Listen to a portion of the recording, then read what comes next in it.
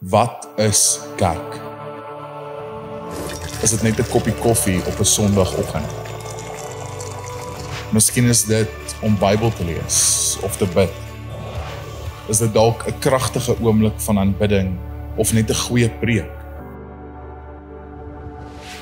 Is dit om tyd saam met familie en vriende deur te bring of om net lekker saam te kuier? Dalk is dit net om alleen te wees. Of is dit net 'n gebou? Op hierdie rots sal ek my kerk bou.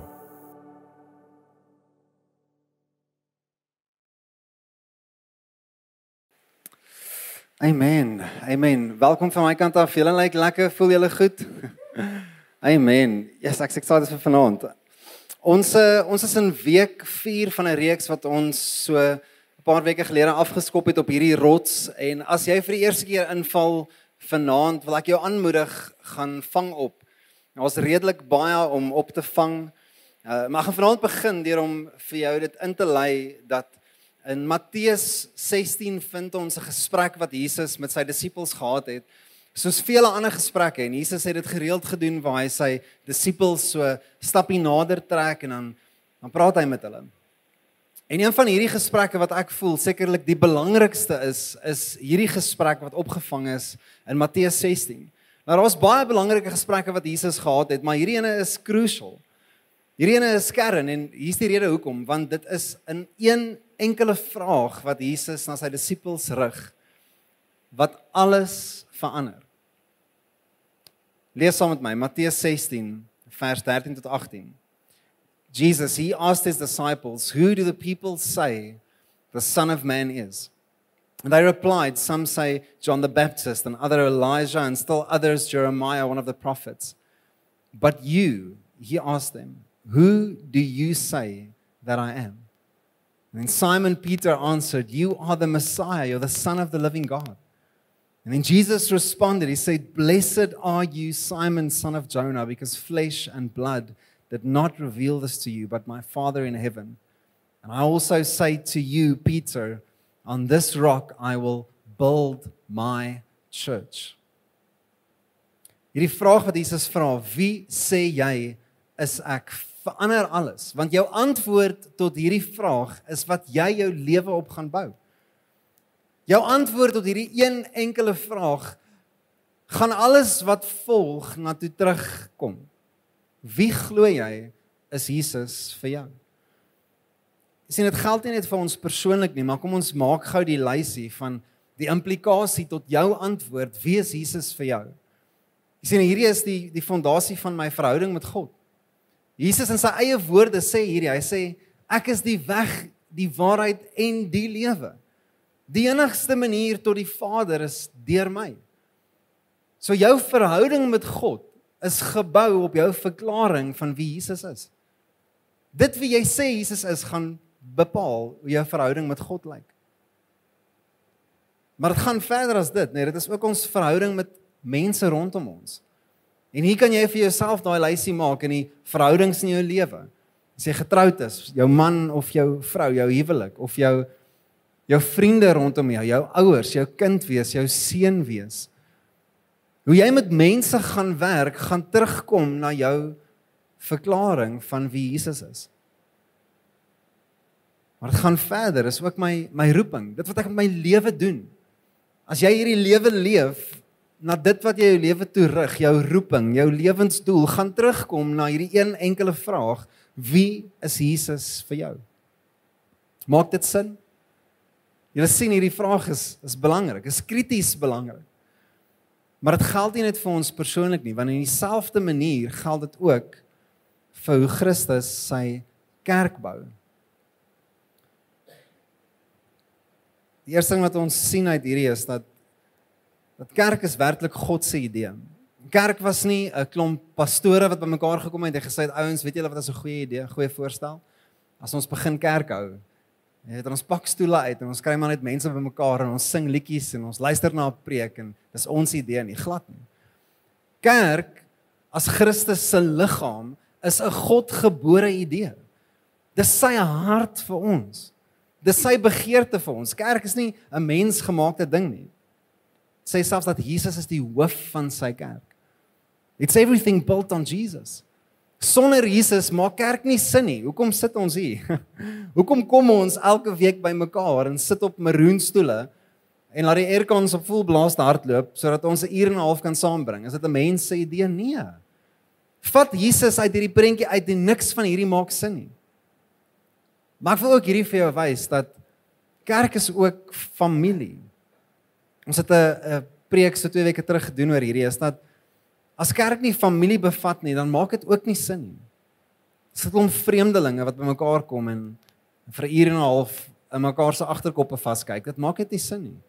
Kerk kan nie net 'n diens wees nie, dit moet familie bevat en ek wil net hierdie vir jou wys. Hoeveel van die Bybel die familiebeskrywing gebruik as hy praat oor kerk? Sien, ons is kinders van God, hy is ons Vader, dis familietaal, dis intiem, dis naby. Ons is Christus se bruid, dit is familietaal. Maar saam met hierdie sien ons ook dat kerk bevat vennootskap. Sien, dit is wanneer God sê, ek doen hierdie deur jou, omdat ek dit so gekies het. Dis wat 'n vennootskap beteken, dit is hand aan hand, dit is samewerking, medewerking. Besef jy hierdie vanaand, dat God gekies het, as die enigste plan, om jou te gebruik, om sy kerk te wees. Daar's nie 'n plan B nie. God gebruik sy mense, sy familie, dis vennootskap. Maar kerk het ook 'n missie. Alles kom terug na hierdie een enkele vraag toe, is wie sê jy is Jesus?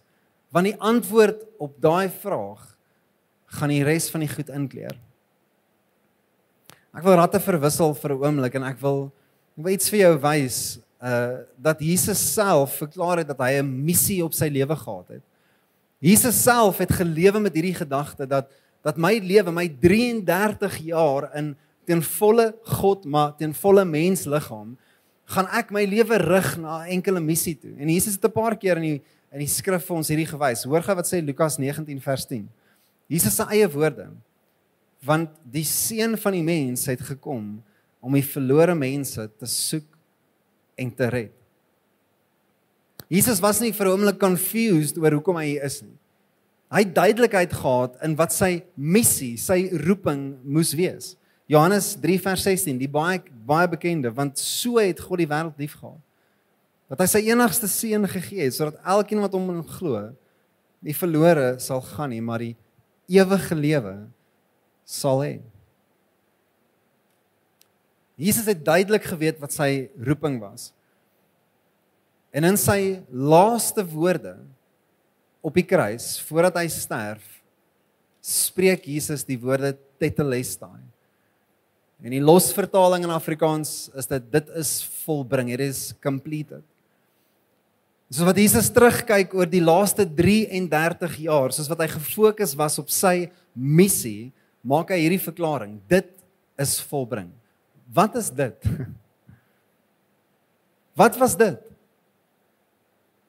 Kom ons gaan gou deur dit.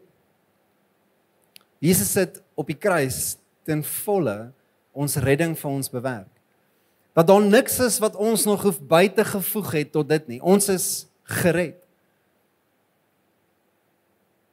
Hy het die prys vir sonde finaal bepaal. Daar's niks wat ons mee God skuld nie.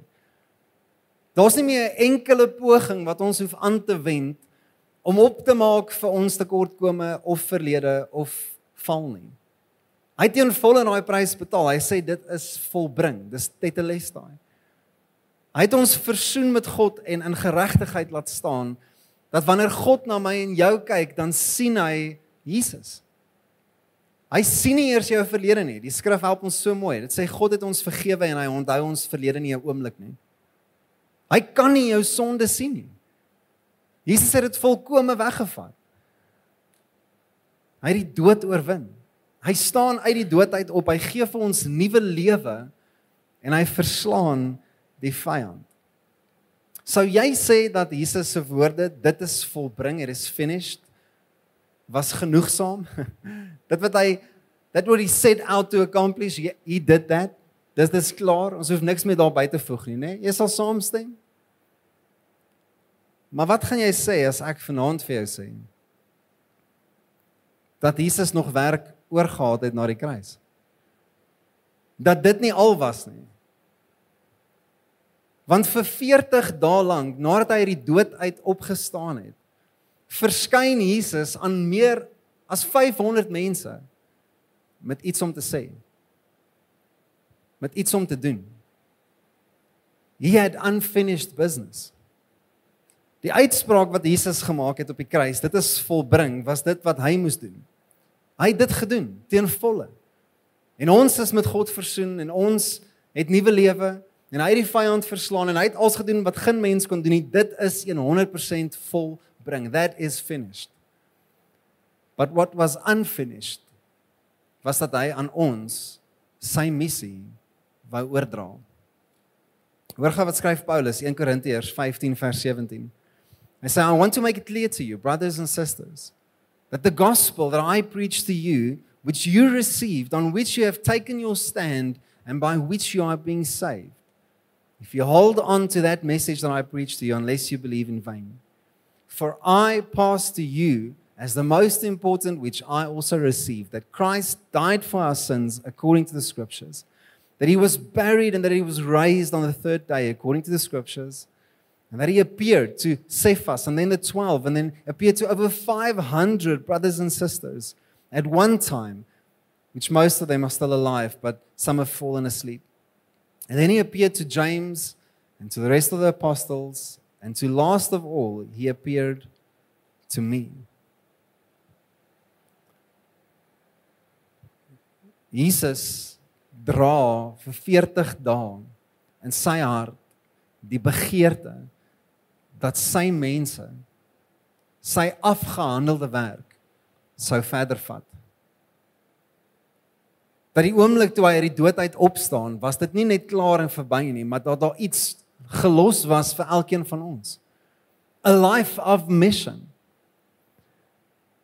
Sien, Jesus se laaste woorde voordat hy gesterf het, was dit is volbring. Maar nadat hy opgestaan het, het hy ook weer vir 'n tweede keer laaste woorde aan ons gegee. Voordat hy opvaar na die Vader toe, los hy sy disippels met die volgende woorde in Matteus 28 vers 16 tot 18. Lees saam met my. The 11 disciples traveled to Galilee, to the mountain where Jesus had directed them. And when they saw him, they worshipped him, and then some doubted. But Jesus came near and he said to them, all authority has been given to me in heaven and on earth. And so go therefore. Make disciples of all nations, baptizing them in the name of the Father, the Son, and the Holy Spirit, teaching them to observe everything that I have commanded you. And remember that I am with you always to the end of this age. Sy laaste woorde, voordat hy opvaar, was om sy missie aan ons te oorhandig. Om te sê dat dit wat ek op die kruis gedoen het, was finaal. Maar nou moet ons dit in die wêreld invat. Now people actually have to hear about this. En nie net kopkennis nie. Nie net druk soveel Bybels as wat ons kan, rol hulle af en sit hulle in elke liewe Airbnb se bedkassie, sodat almal dit net raak lees nie. Nee. Gaan leef dit. Gaan leef dit. That's the mission. That's why we're here.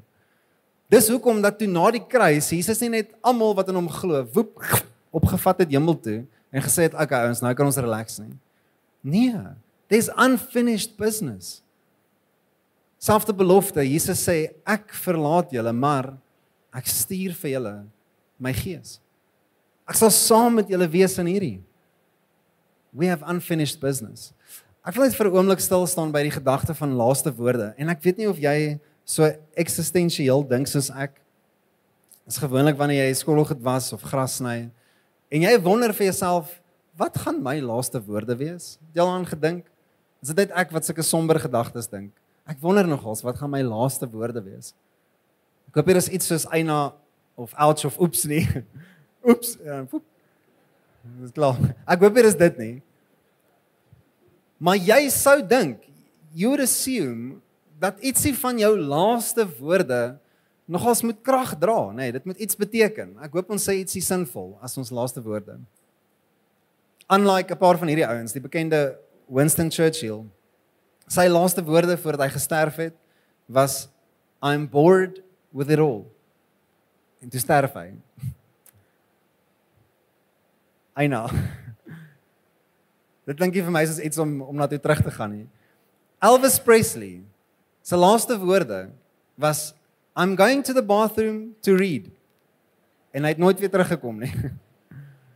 En Elvis left the building vir die laaste keer. Bob Marley, sy laaste woorde. Money can't buy life. En aan die einde van sy lewe, met alles wat hy het, kan hy nie 'n enkele dag byvoeg nie. En hy blaas sy laaste asem uit. Maar die cherry op die koek is die drumspeler Buddy Rich. Soos wat hy ingaan vir 'n mediese prosedure en die dokters vir hom vra, is jy allergies vir enige iets? En sy laaste woorde is country music. En hy word nie weer wakker nie. Laaste woorde, hopelik dra 'n bietjie gewig. Hopelik beteken iets, en ek dink dis wat Jesus geweet het, is dat in sy laaste woorde, voordat hy opvaar na die Vader toe, oorhandig hy sy missie, sy afgehandelde werk oor aan sy mense, aan sy bruid, aan sy kinders, aan sy seuns en dogters, en hy sê dit is nou in julle hande. En hy het geweet, dit gaan so wees. Dit was per ontwerp, dit was nie toevallig nie. Hy het nie laastens iets gesê, opgevaar en besef, o jene, ek het iets vergeet en weer afgekom en ek kan net gou weer 'n recap nie. Hy het geweet dat dit is die laaste wat hy vir ons gaan sê, en sy laaste woorde aan ons is die eerste tree wat ons in hierdie lewe inloop. Gaan dan heen. Leef nou so. Rig jou lewe volgens hierdie. Daar is niks meer belangrik nie. There is nothing more important and there's nothing more urgent than that. To respond to that call. Lewe nou in hierdie. That's our mission. That's why we do it. Ek wil jou terugvat na 'n oomblik toe voor Jesus gekruisig is en is op pad na die tuin van Getsemane toe. Daar's onsekerheid of dit op pad na die tuin toe was en of Jesus in die tuin reeds daar was, maar hy het 'n intieme oomblik tussen homself en die Vader en hy bid. En hy bid vir elkeen van ons en vandag steeds 2000 jaar later na daai oomblik resoneer daai woorde oor jou lewe soos wat Jesus die volgende bid in 'n gesprek met die Vader. Hy sê, as you, Father, sent me into the world, I have also sent them into the world. And I sanctify myself for them so that they also may be sanctified by the truth. I pray not only for these, but also for those who will believe in me through their word. May they all be one as you, Father, are in me and I am in you. And may they also be in us so that the world may believe that you have sent me. I have given them the glory that you have given me, so that they may be one as we are one. Vers 23, I am in them and you are in me, so that they may be made completely one, that the world may know that you have sent me and loved me.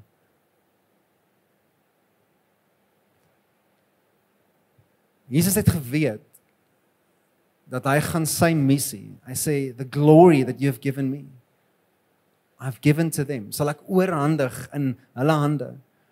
En dit is vanuit hierdie gebed, dat Doxa Deo, ons kerk, ons missie saamvat.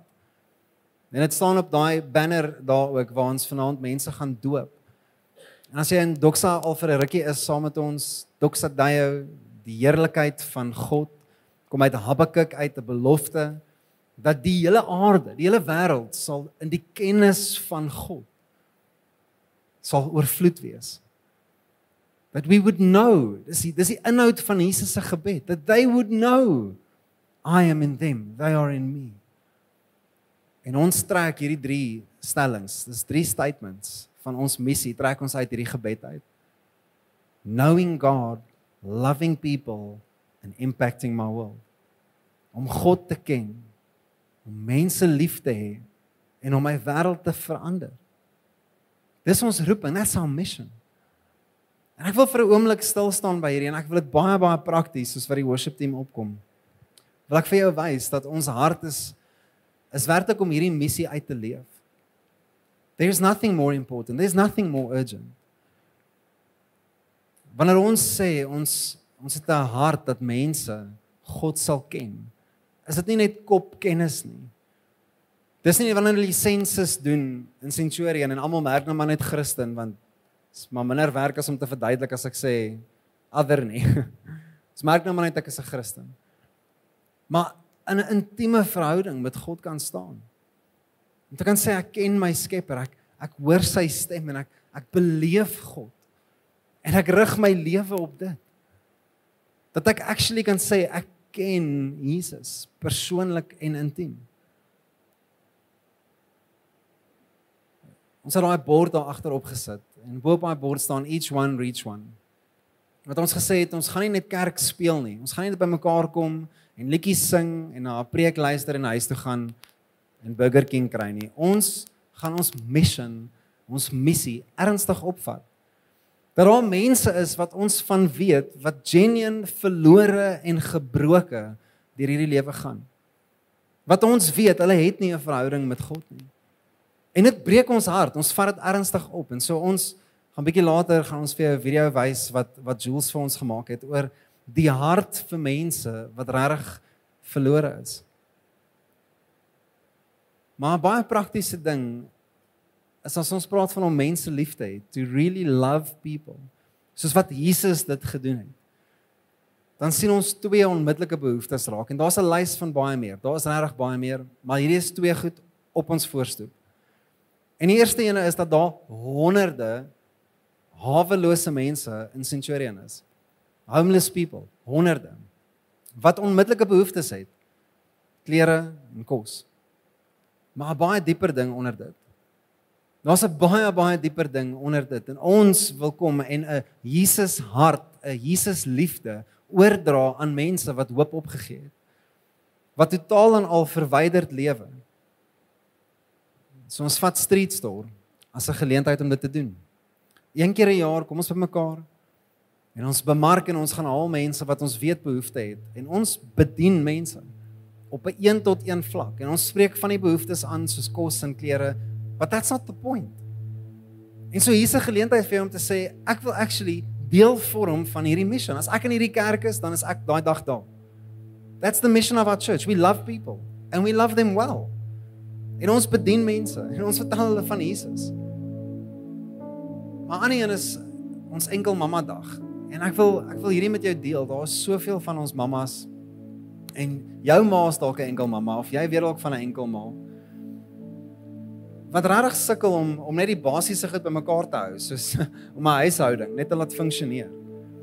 En daar's dalk van die stresse rondom finansies en die bekommernisse rondom dit. Maar ook nie die afwesigheid van dit wat nie in daai huis is nie. En so ons vat 'n geleentheid op die Moedersdag naweek om enkel ma's in ons community, nie in ons kerk nie, in ons community te bedien. En ons trek hulle bymekaar. Ek dink ons het oor die 200 enkel ma's laas jaar bymekaar gehad. 200 gesinne. Te sê, hoe kan ons julle bystaan? Hoe kan ons julle bedien? Hoe kan ons vir julle lief wees? Hoe kan ons van die praktiese goed wat julle nodig het? Hoe kan ons inspreek in dit, insaai in dit, inkoop in dit? Willem gaan 'n bietjie later vir ons, daar's 'n lys van goed, het 'n papiertjie daar naby jou, met 'n lys van projekte, 'n lys van plekke, waarby ons sê, ons vat ons missie ernstig op. Ons speel nie net kerk nie, ons wees kerk. We are church. En dit moet iets beteken. Hoe kan Centurion nie anders te lyk wanneer ons hier instap? Waar ook al jy is. Ek sê Centurion, maar ek weet, André julle, hoe lyk Pretoria Wes, hoe lyk Montana, hoe lyk Menlo Park, hoe lyk die universiteit, nie anderste, omdat ons daar is nie. Dit maak nie sin nie, dit moet anderste lyk. It has to be different. Want ons is daar, with mission. My werksplek lyk anderste, my kompleks lyk anderste, my vriendegroep lyk anderste.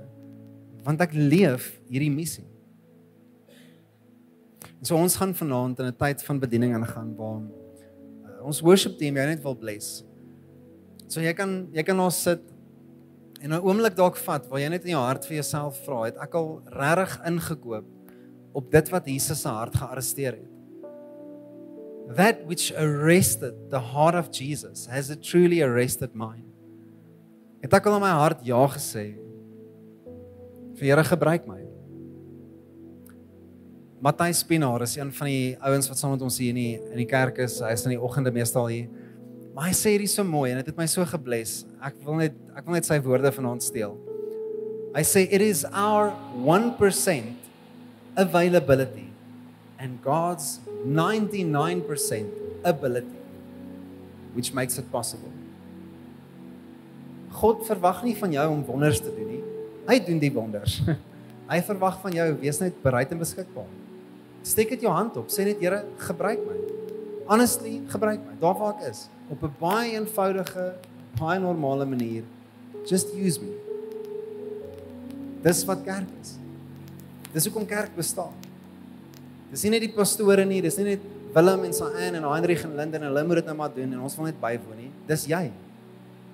Wanneer Jesus dink aan sy missie, dan sien hy jou. Hy sien jou naam. Hy sien jou gesig. Jy is God se plan A vir sy koninkryk. Besef jy dit? Jy het dit al by jou gedrop. Moet ek dit weer sê? Jy is God se plan A om sy koninkryk te bou. Om sy kerk te wees. So do it. So die worship team gaan jou bedien vanaand. En ons gaan dan na net 'n oomblik van response is ons opgewonde. Ons gaan vanaand mense doop. Mense wat sê ek gaan 'n publieke verklaring maak dat ek saam met Christus gesterf het en saam met Christus opstaan in 'n nuwe lewe. En ek gaan jou vra om saam met ons daai oomblik net te celebrate soos wat ons vanaand mense doop. En as jy gedoop word, is jy welkom om tydens hierdie liedjie net gou te gaan aantrek en dan hier voor te kom staan aan die einde van die response moment. Maar kom ons doen dit. Kom ons vat 'n moment en laat die worship team net bedien met die volgende sang. Amen.